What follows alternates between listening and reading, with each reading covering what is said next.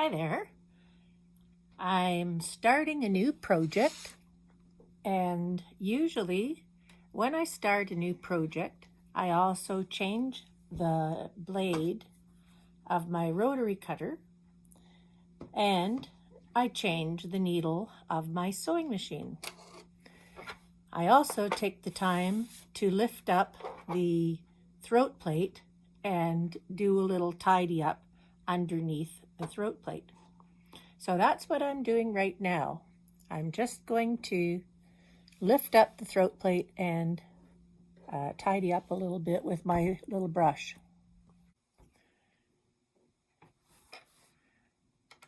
So to do that, I just have to undo the two screws that hold it on.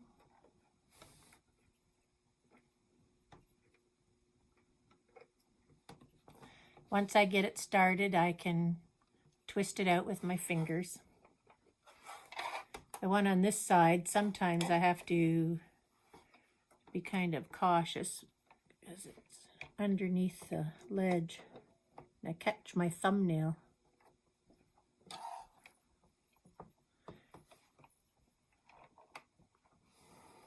All you see is a hand there. There you go. Loosened it off.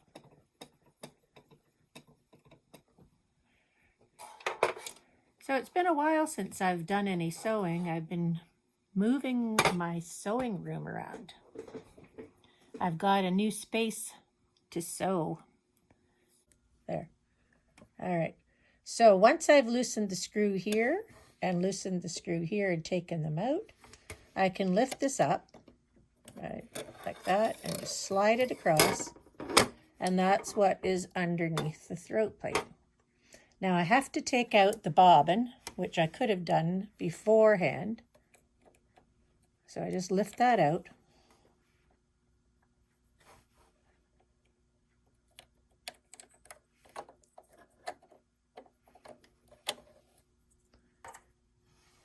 And then the bobbin case holder here also needs to come out. And you notice there's a little red mark there and a little red mark there.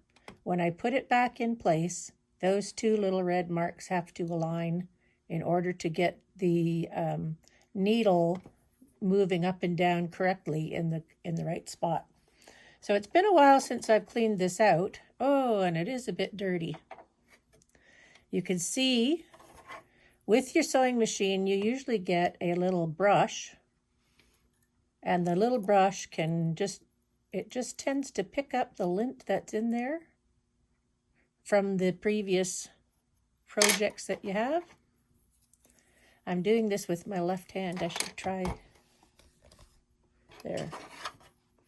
I'm looking at it through the lens of the camera. There. So when you clean it out, you just have to discard that into a bin.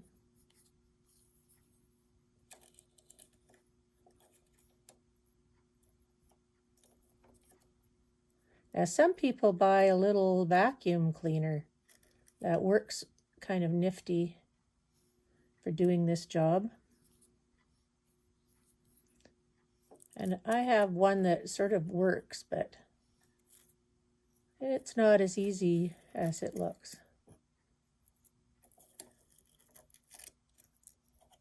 Now, one of the things I was always told was not to blow these things around and get them any farther down into the mechanism of the sewing machine. So I just try to take away what I can. And if I can tip the brush down into the cavities beside the bobbin case holder,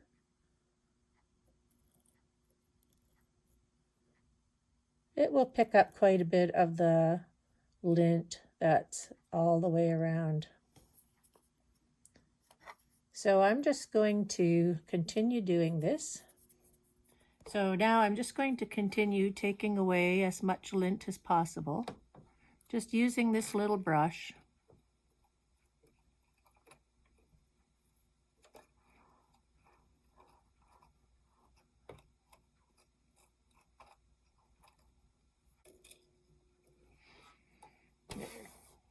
pull that away and put it into my disposal under the desk. So I said I had a little vacuum, and it's just got a charger cable. It has a cable to charge it, and I can plug it in with a USB port, and I can, it's just a portable, rechargeable vacuum. And it was at a Princess Auto in Canada. I don't know where you are, but a Princess Auto. And it's charged up. It just makes a little noise. But if I just sort of hold the end of it into the mechanism, it pulls out quite a bit of extra.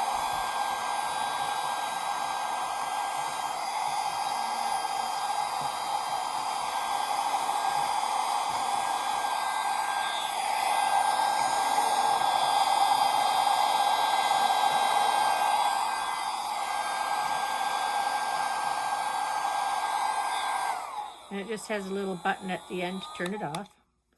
And when I want to clean it, I open it up and see how much extra lint came off in that just little short vacuum. So yeah, it was not very expensive. I think it was less than $20. It has a little cap that goes on the end so that you don't let it, so the battery doesn't discharge too fast. And it was just called a portable vacuum. And it was just sitting at on the shelf at a Princess Auto. It works quite well for little cavities like this. Anyway, so now I have to put the bobbin case holder back in, and remember to align those red marks on the side. And usually I just give it a little bit of a twist to make sure that it's all right. Then I can put the cover back on top. I don't tend to do much in the way of oiling my machine. I take it in for servicing once a year, and the technician knows the exact spots to do that and just checks it over and makes sure it works fine. And this is a Memory Craft 6600, and I've had this sewing machine for at least 15 years, I think. And it still works well with good maintenance and care. But I can clean the lint, and I can just make sure that things are working, and I don't. The biggest problem is here along the front, the paint chips off because this doesn't stay up high enough. I have to put something underneath the front edge to keep it so that I don't hit, most of it's me hitting this. So the second thing I'm going to do is just change the needle. And I know that seems like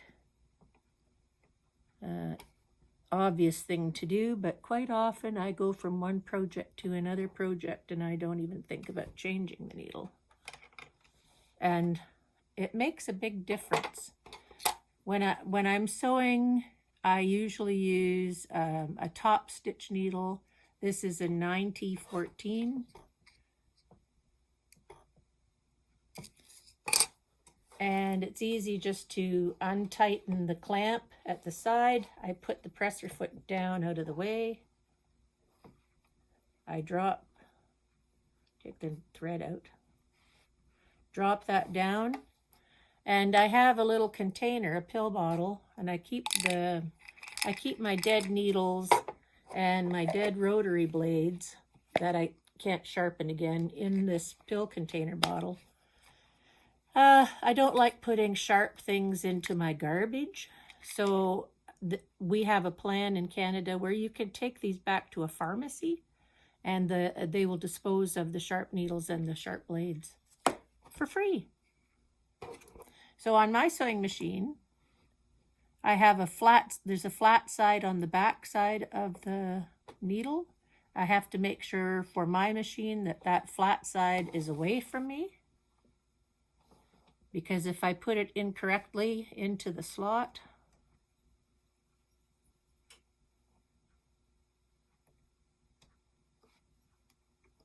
it doesn't want to work.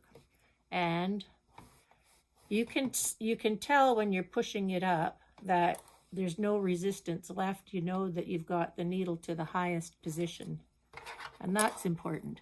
And I just noticed here there's a big lint thing on the top of the needle casing and up above there. So it's always nice when starting something new to keep it nice and tidy. So now all I have to do is thread up my needle. I have an automatic threader on my sewing machine, but for the life of me, I've never figured out how to use it, and I have to get a magnifying glass to do it with the automatic threader. I can thread my needle a lot faster and a lot easier just by looking at it. If you have good light in your sewing area, you should be able to do that. So now I'll put my bobbin back into the bobbin holder. And I'm just going to test it. I always lift the thread up by holding the thread. Turn the hand wheel toward me one time so that the bobbin thread comes up to the top side. There, I'm just going to set these things aside over here. And I take a piece of scrap fabric, and usually I just fold it over and test my sewing machine by turning the hand wheel once, just to make sure that I didn't put the bobbin case in the wrong way, and the new needle would then break as soon as I start. So just checking the tension forwards and backwards, and white on white, it's hard to see. It's very good. Everything is satisfactory. I know lots of people who use leaders and enders. Sometimes I do and sometimes I don't. I think I might be doing it with this new project that I'm starting. So I'll leave that under there. Ready to sew. See you soon.